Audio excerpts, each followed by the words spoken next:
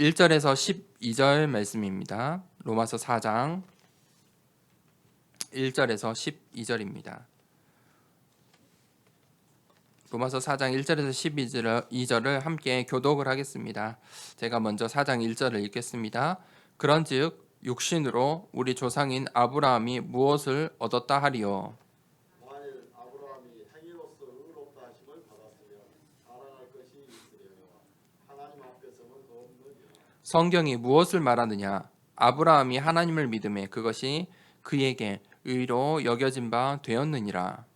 일하는 자에게는 그 삭시에 은혜로 여겨지지 아니하고 보수로 여겨지거니와 이를 아니할지라도 경건하지 아니한 자를 의롭다 하시는 이를 믿는 자에게는 그의 믿음을 의로 여기시나니 이런 것이 없이 하나님께 의로 여기심을 받는 사람의 복에 대하여 다시 말한다. 불법이 사함을 받고 죄가 가리어짐을 받는 사람들은 복이 있고 주께서 그 죄를 인정하지 아니하실 사람은 복이 있도다 함과 같으니라. 그런즉 이 복이 할례자에게냐 혹은 무할례자에게도다 노냐 무릇 우리가 말하기를 아브라함에게는 그 믿음이 의로 여겨졌다 하노라. 그런즉 그것이 어떻게 여겨졌느냐? 할례시냐 무할례시냐? 할례시가 아니요 무할례시니라. 그가 할례의 표를 받은 것은 무할례 시에 믿음으로 된 의를 인친 것이니 이는 무할례자로서 믿는 모든 자의 조상이 되어 그들도 의로 여기심을 얻게 하려 하심이라. 우리 함께 12절 읽겠습니다. 또한 할례자의 조상이 되었나니 곧 할례 받은 자에게뿐 아니라 우리 조상 아브라함이 무할례 시에 가졌던 믿음의 자치를 따르는 자들에게도 그러하니라. 아멘. 오늘 믿음의 자치를 따르는 자들이라는 제목으로 로마서 4장 1절에서 12절 말씀 함께 보겠습니다. 우리가 신앙의 여정을 걸어가고 있습니다. 우리가 신앙을 어떻게 시작하였습니까? 하나님께서 주시는 복음으로 말미암아 내가 그 복음을 듣고 이 전도자로부터 이 복음을 듣고 신앙생활을 시작한 것입니다. 이 복음이 무엇입니까? 이 복음이 나와 이제 관계를 맺고 복음과 상관없는 인생을 살았는데 이제 이 복음이 내 인생과 상관 있게 되는 것, 관계를 맺는 것, 그것이 언약입니다. 이 복음이 이제 내 인생의 중요한 중심이 되는 것입니다. 중심추가 되는 것입니다.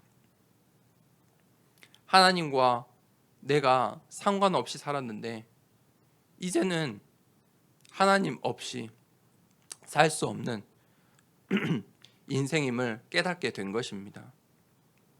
그것이 언약입니다. 하나님께서 나에게 말씀을 주시고 약속하시고 그 언약의 여정으로 나의 인생을 인도하시겠다 말씀하십니다. 하나님께서 그 말씀을 전달하는 시간이 바로 이 예배의 시간입니다.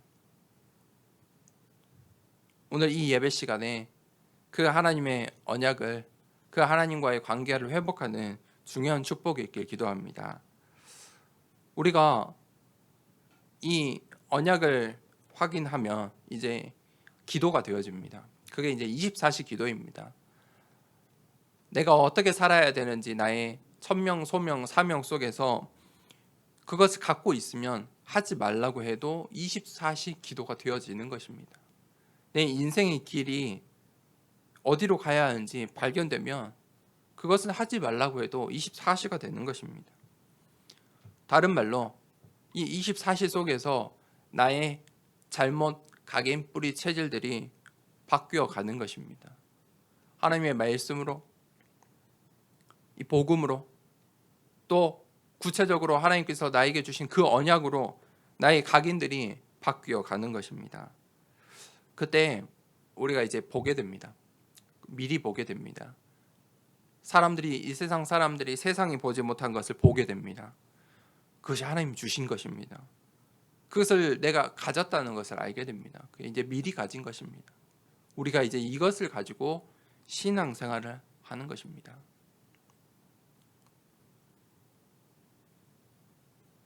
그렇다면 우리의 신앙의 이 신앙의 여정을 가는데 어디에 기준을 둬야 되겠습니까?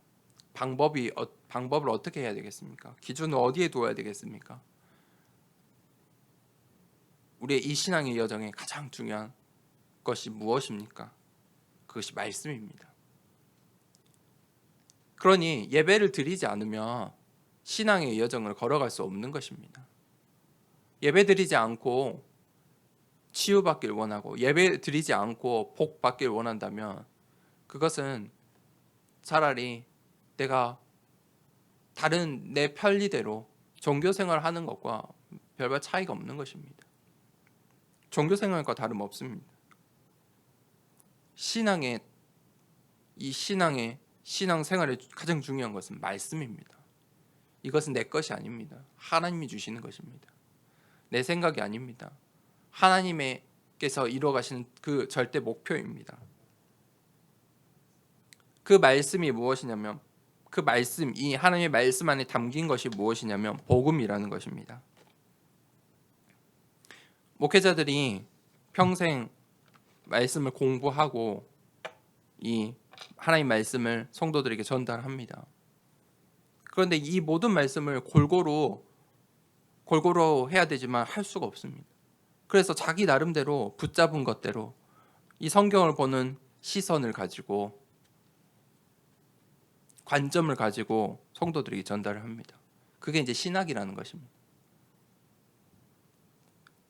그러니 사람마다 강조점이 다른 것입니다. 그래서 이제 교회가 다르고 교단이 달라지는 것입니다.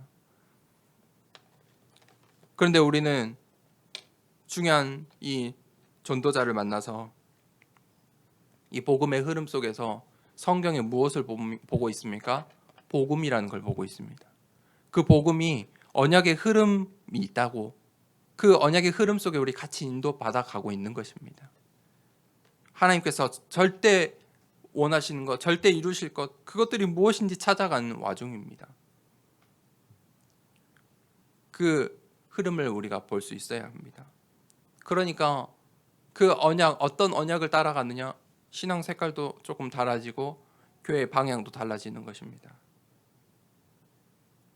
우리가 이 하나님 말씀 속에서 복음을 찾아내고 이 하나님 말씀 속에서 하나님께서 원하시는 세계복음화 237, 또 우리의 현장에 이제 적용을 하자면 다민족, 5천 종족, 또 우리의 후대들, 랩런트들, 그것을 위해서 RUTC 운동, 이런 흐름들을 볼 수 있어야 합니다. 그것이 하나님께서 원하시는 절대 목표라는 것입니다.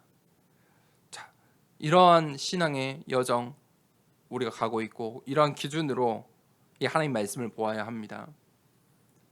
바울이 똑같은 이 로마 성도들과 이 유대인들과 똑같은 시대에 똑같은 현장을 바라보고 있습니다. 그런데 바울이 보는 현장, 바울이 붙잡은 말씀이 유대인들과 달랐다는 것은 이것입니다. 이것이 달랐다는 것입니다. 바울은 이 언약의 흐름을 보고 있었습니다. 하나님께서 주신 그 바울에게 주신 미션, 그것으로 이 현장을 보고 있었습니다. 자, 우리가 그것을 함께 보길 원합니다. 첫 번째 대지는 성경이 무엇을 말하느냐. 로마서 4장 1절에서 3절입니다. 바울이 그렇게 지금 질문을 하고 있습니다. 성경이 무엇을 말하느냐? 이것을 발견해야 합니다. 그렇지 않으면 우리도 유대인들처럼 그저 이 유대인들은 어려서부터 이 구약 성경을 달달달 외우거든요. 그렇게 신앙생활을 할 수 있습니다. 성경을 달달달 외우고 성경을 계속 열심히 읽고, 그런데 성경이 무엇을 말하느냐를 모르는 것입니다. 그것을 바울이 정확하게 설명해 줍니다. 아브라함이 하나님을 믿음에. 자, 유대인들은 자신들이 아브라함의 후손이라는 그런 자부심이 있습니다. 이 민족의, 이 이스라엘 민족의 아버지라고 이 아브라함을 생각하고 있습니다. 그래서 바울이 그 아브라함의 신앙을 이야기합니다. 아브라함은 믿음으로 의롭다함을 받았다라고 이야기하는 것입니다.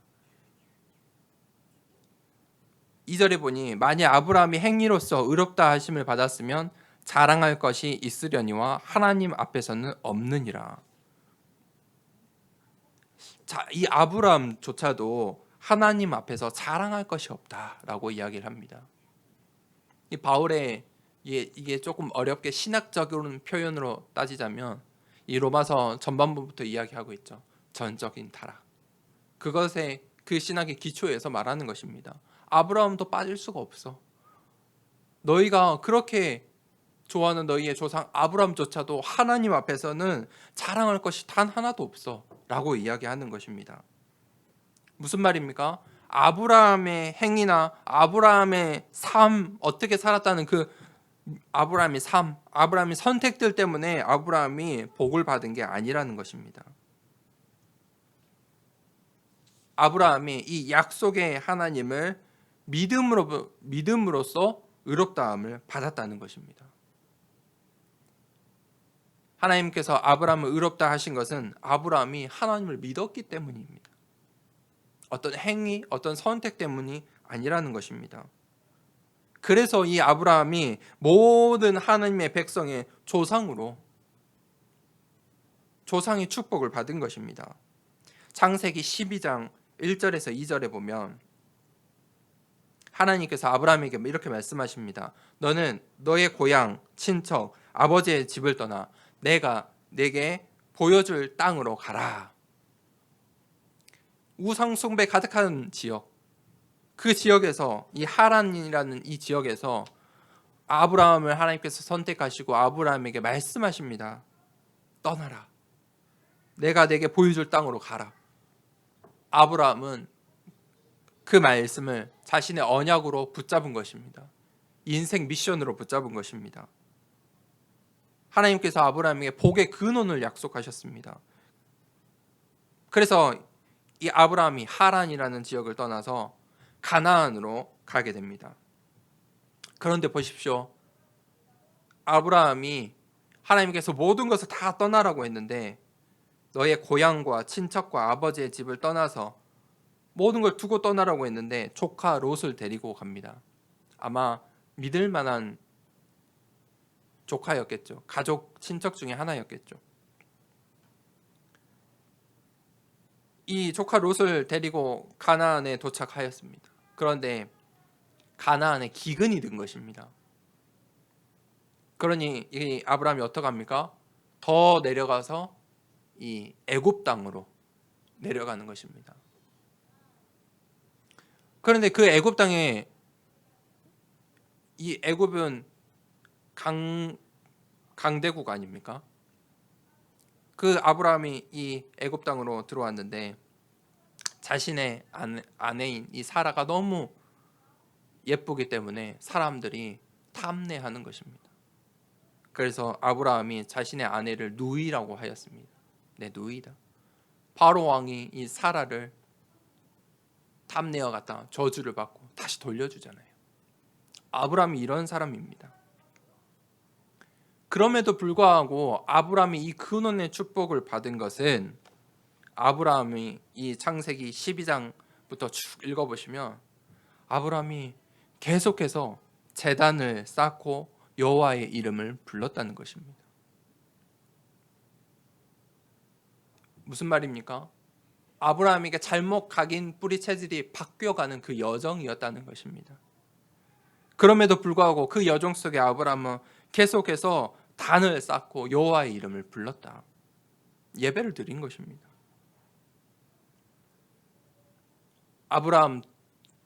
아브라함도 인간으로서는 연약한 죄인인 것입니다. 하란 땅에 살며 잘못 각인 뿌리 체질 내려진 것이 단번에 한 번에 바뀐 것이 아닌 것입니다. 하나님께서 이 12장 1절 2절에 주신 그 약속으로 처음부터 각인된 것이 아닙니다. 그가 예배를 통해서 제단을 쌓고 여호와의 이름을 불러가면서 그 아브라함의 인생의 여정을 통해서 하나님께서 인도하시는 그 여정 속에서 그의 각인 뿌리 체질이 바뀌어가는 것입니다. 하나님께서는 그 아브라함의 그런 행위들을 보신 것이 아니고 믿음을 보신 것입니다. 믿음으로 의롭다함을 얻는다.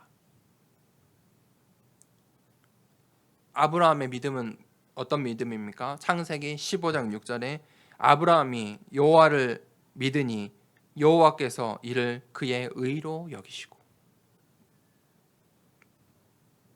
이 아브라함의 여정은 인간적인 실수가 가득하였습니다. 불신앙을 선택하였습니다. 하지만 그 속에서도 그는 계속 그의 신앙, 믿음을 잃지 않는 것입니다. 계속해서 단을 쌓고 하나님을 바라본 것입니다.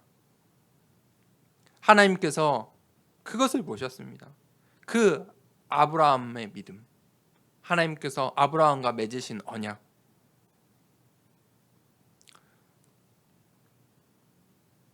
그 아브라함의 믿음은 어떤 것입니까? 하나님께서 의로 여기신다는 것은 하나님께서 의로 여기셔야 구원을 받을 수 있습니다. 무슨 말입니까? 구원을 얻는 믿음을 말합니다.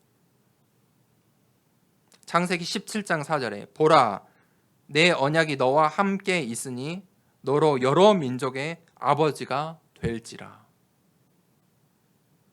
그 믿음을 보시고 하나님께서 아브라함에게 언약을 맺으신 것입니다. 그리고 너로 여러 민족의 아버지가 될지라.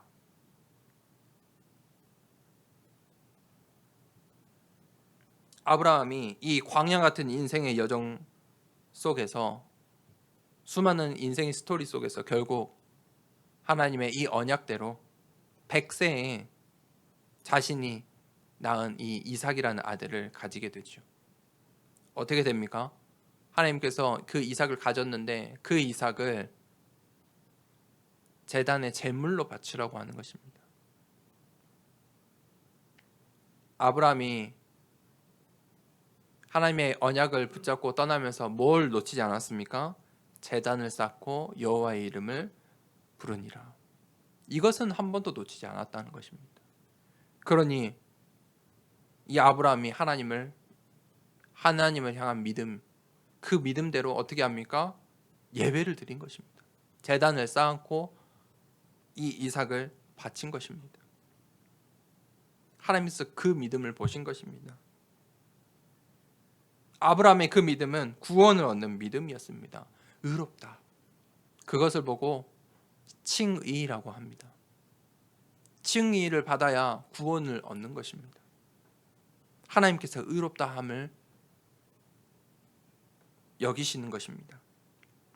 하나님과 나 사이에 어떤 언약이 있습니까? 하나님께서 말씀으로 언약을 맺으시고 언약을 주시고 인도하십니다. 그것이 한 번에 어느 순간에 발견되는 것이 아닙니다. 그럴 수도 있죠. 그렇지 않을 수도 있습니다.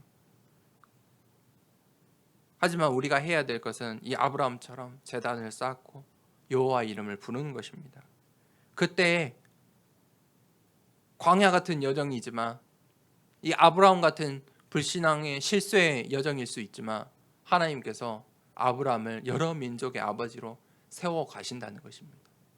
하나님의 언약은 반드시 성취된다는 것입니다. 우리 성도님들과 이 복음 선고를 필사하고 있습니다. 계속 도전하시기 바랍니다. 영적인 싸움이 될 것입니다. 저도 하다 보니 성경 한 구절 한 구절에 딱 멈춰 설 때가 있습니다. 저는 거기에 집중하고 있습니다. 단순히 옮겨 적는 게 목적이 아닙니다. 그 말씀 속에서 이 복음 선고 49절 속에 있는 하나님의 언약의 흐름을 조금 찾아가시길 바랍니다. 그 속에서 나에게 주신 언약이 회복될 것입니다. 오늘 아브라함이 인생에 그런 여정을 걸어간 것입니다. 두 번째 대지입니다. 믿음을 의로 여기시나니 4절에서 8절입니다. 일하는 자에게는 그 삭시 은혜로 여겨지지 아니하고 보수로 여겨지거니와. 무슨 말입니까?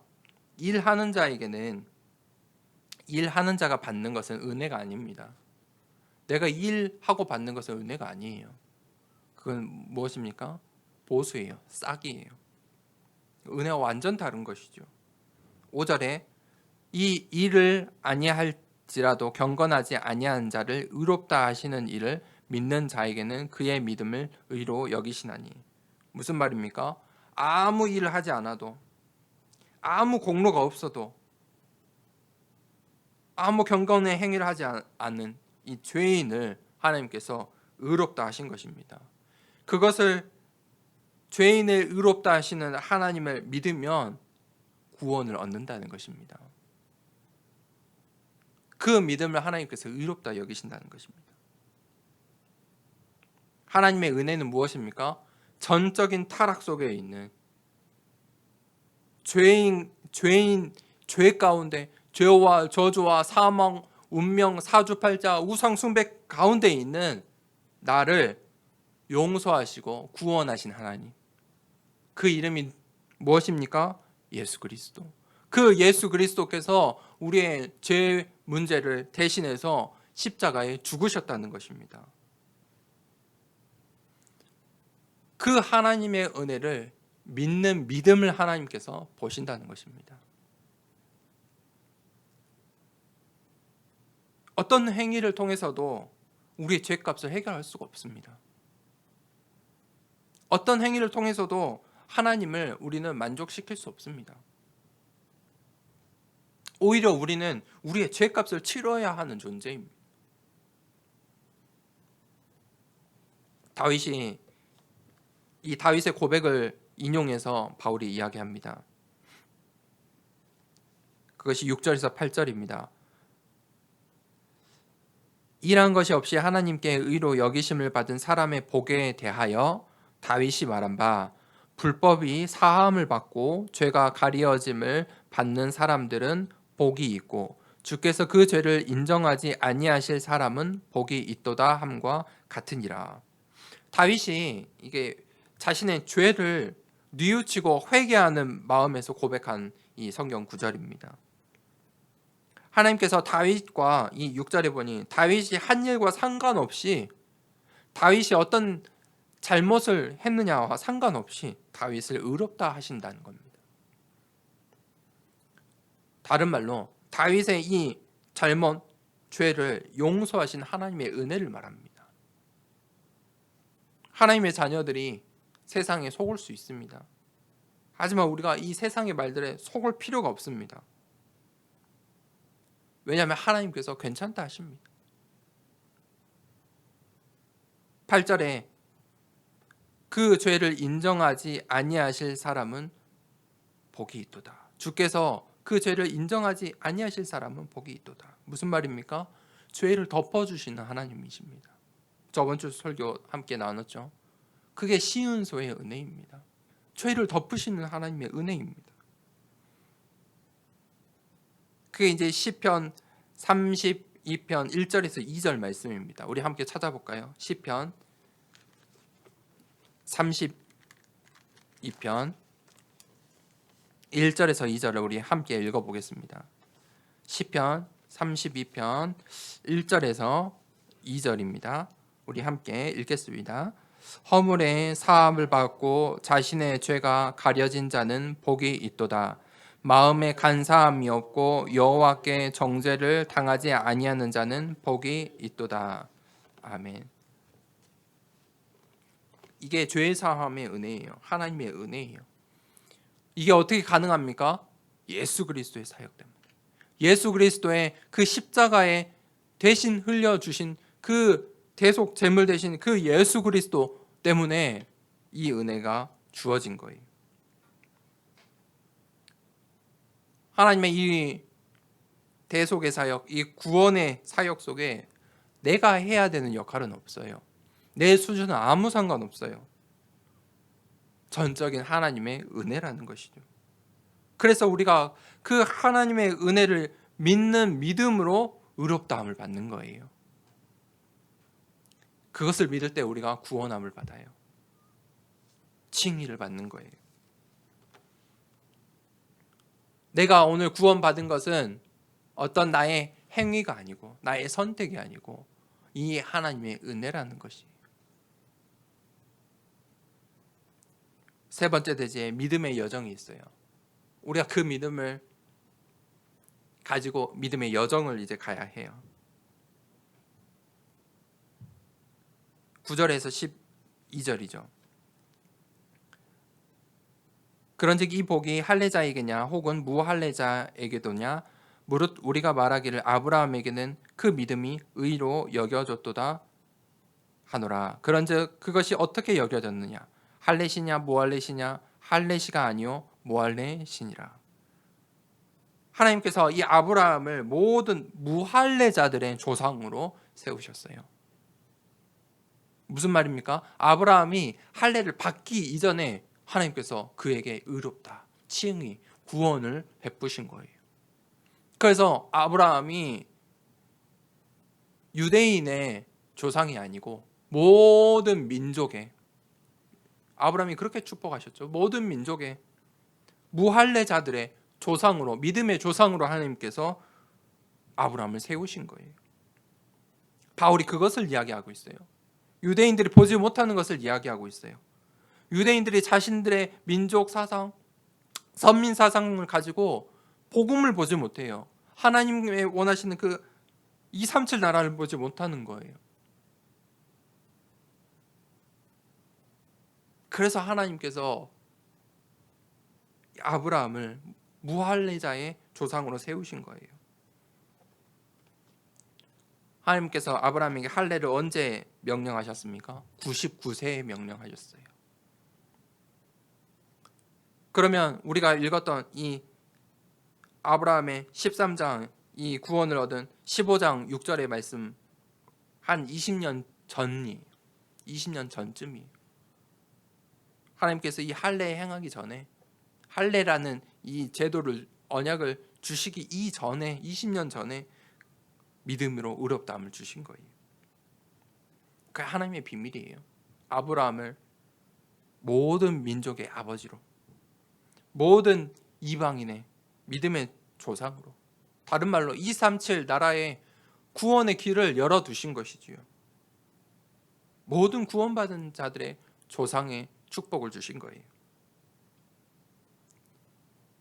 결국 이 237 나라 민족 다르지요. 언어 다르지요. 문화 달라요. 하지만 똑같이 구원의 길은 하나예요. 예수 그리스도. 똑같이 우리는 아브라함의 이 믿음의 혈통 속에 있는 것이지요. 오늘 유대인들에게 바울이 이 영적인 사실을 이야기하고 있는 거예요.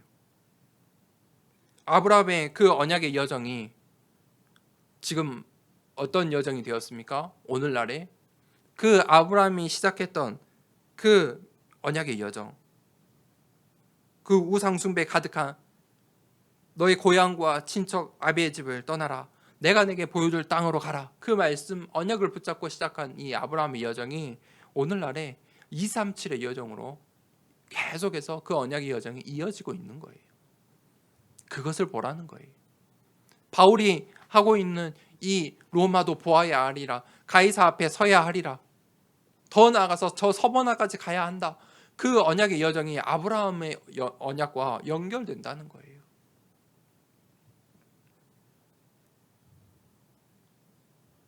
하나님께서 오늘 그 믿음의 조상으로 우리의 가정에 먼저 나를 세우신 거예요. 우리의 현장에 불러주신 거예요. 그 언약의 여정이 내가 가는 새로운 여정이 아니고 하나님께서 보실 때 이 아브라함으로부터 쭉 계속해서 237 여정 속에 있다는 거예요. 그래서 우리가 그 믿음의 자취를 따라간다.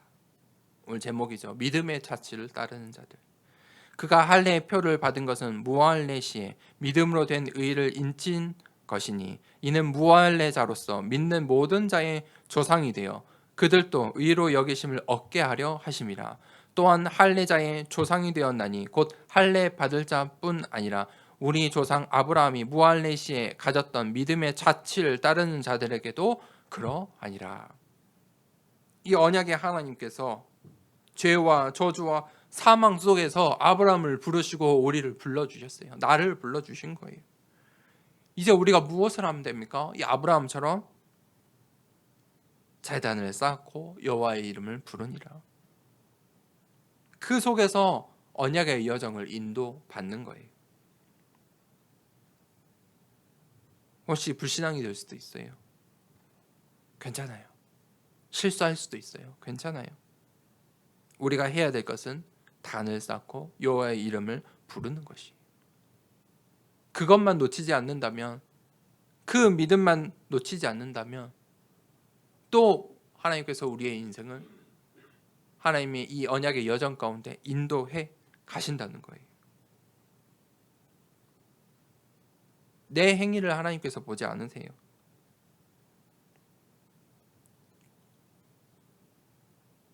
나의 믿음을 보세요.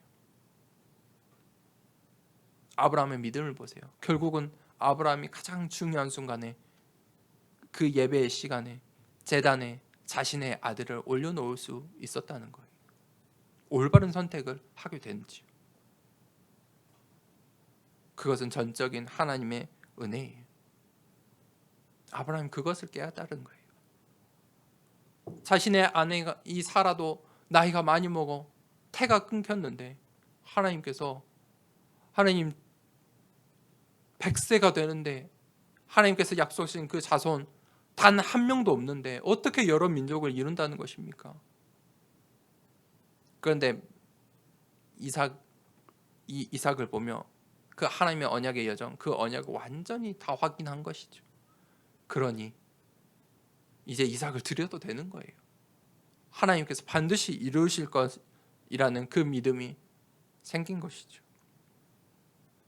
우리가 이 하나님 앞에서 이 믿음의 자취를 따르는 그 믿음의 여정 가는 인생 되기를 축복합니다. 결론을 내리겠습니다. 237의 여정입니다. 더 크게 보면, 큰 틀에서 보면 237의 여정을 가고 있습니다. 오늘 바울은 그것을 보았습니다. 바울, 이 성경에 많은 사람들이 있지만, 이 신약에 많은 이들이 있지만 바울이 그것을 보았습니다. 237의 여정. 그러니 바울이 이 아브라함의 여정조차도, 이 아브라함의 인생, 그 아브라함의 언약조차도 이 237의 언약 속에 있다는 것을 바울이 본 것입니다. 믿음을 자취를 따르는 자들의 역사라는 것을 본 것입니다. 모든 민족을 살릴 유일한 답, 한 가지 답, 오직의 답, 그게 예수 그리스도라는 분명한 복음의 결론을 우리가 가져야 합니다. 그런데 사단은 그것을 방해합니다. 아브라함을 방해했듯이 우리를 또 속입니다. 잘못 각인된 것들로 속입니다. 불신앙을 줍니다. 그렇게 해서는 안 돼. 그렇게 전도 선교할 수 없어. 너 언약이 없잖아. 불신앙을 줍니다. 민족주의 줍니다. 사상을 가져다 줍니다. 정치로 혼란스럽게 합니다. 경제로 흔들어 놓습니다. 그리고 문화를 가져다 줍니다. 그 큰 세상의 흐름을 가져다 줍니다. 우리가 거기에 속을 필요가 없다는 것입니다. 우리는 우리의 인생의 여정은 다른 것입니다. 이 믿음의 자취를 따르는 여정인 것입니다.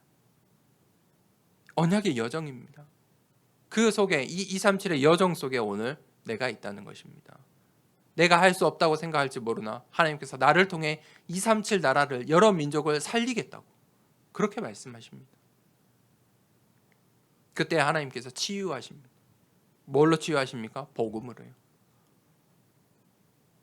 치유의 방법 말고요. 치유의 근본은 무엇입니까? 복음이에요. 예수 그리스도예요. 그것으로만, 그 예수 그리스도의 이름으로만 잘못 각인된 것을 바꿀 수 있다는 것입니다. 그 바꾸는 여정이 광야의 여정이고 치유의 여정입니다. 그 여정이 있어야만 237 나라 살리는 언약, 이 언약의 목회자로, 중직자로, 렘넌트로, 교회로 하나님께서 사용하실 수 있는 것입니다. 그때 하나님께서 우리를 서밋으로 사용하겠다. 너를 서밋으로 세우겠다라고 말씀하십니다. 하나님께서 이 언약의 여정에 믿음의 조상으로 나를, 우리의 교회를 불러주신 것입니다.